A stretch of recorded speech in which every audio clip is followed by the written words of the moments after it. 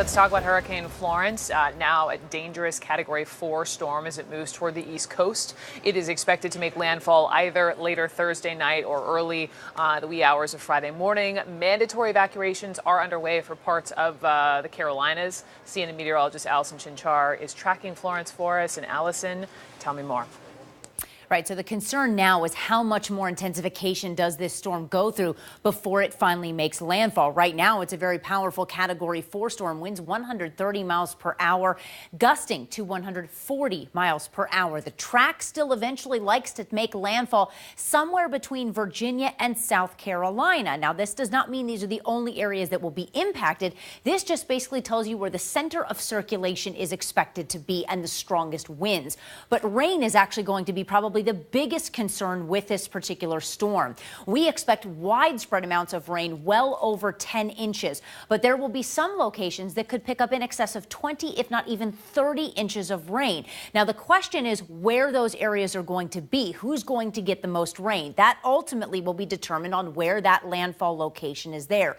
The point is that all of the models are agreeing that there is going to be a tremendous amount of rain dumped, but that's not the only concern. And I want people to realize that cone that shows Virginia to South Carolina, that's only for the center of circulation.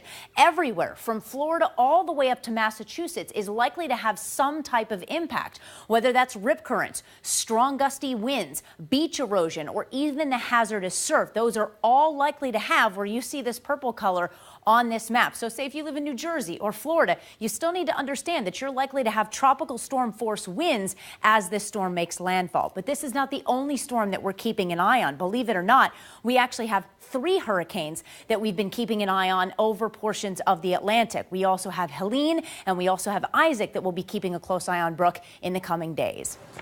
Allison, I know you will. Thank you so much. And, people are certainly taking heed to these warnings to be prepared. Stores quickly trying to restock supplies like water, groceries, plywood, even gasoline. A Lowe's in North Carolina actually sold out of generators, they're telling us, in about 20 hours. North Carolina has requested federal disaster declarations. In South Carolina, just deployed 800 members of the National Guard ahead of what is expected to be catastrophic flooding. CNN's Kaylee Hartung is in Wilmington, North Carolina, where I know people have ridden out many a storm, but Category 4 certainly packs a punch. Yeah, that's right, Brooke. And so many stores here are having trouble keeping up their stock with the demand for those hurricane necessities. This Lowe's behind me trying to keep their generators in stock as best they can, but they have been the most in-demand item. And many people here, first-time generator buyers, because any of the longtime residents you talk to here say you have to go back about 20 years for people to remember the kind of preparation that's necessary for this storm that's coming their way. You mentioned people who've been known to ride out storms here, Brooke. I want to bring in Terry Jackson. He's a longtime resident here in Wilmington. And Terry, you say you and your wife have made the decision to ride out this storm. Why is that?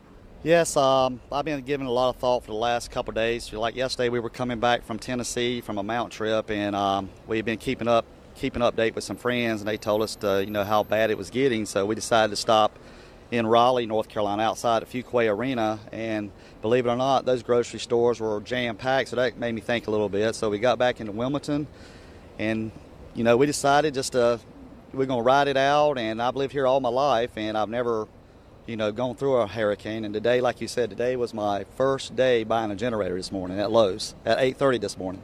What else was on that shopping list? Now that you've made the determination you're going to stay, how are you preparing? Well, my wife, she went to Bed Bath & Beyond, and she bought a fan, a box fan. We got 5 cases of water. We've got chips, all the canned necessities, batteries, flashlights.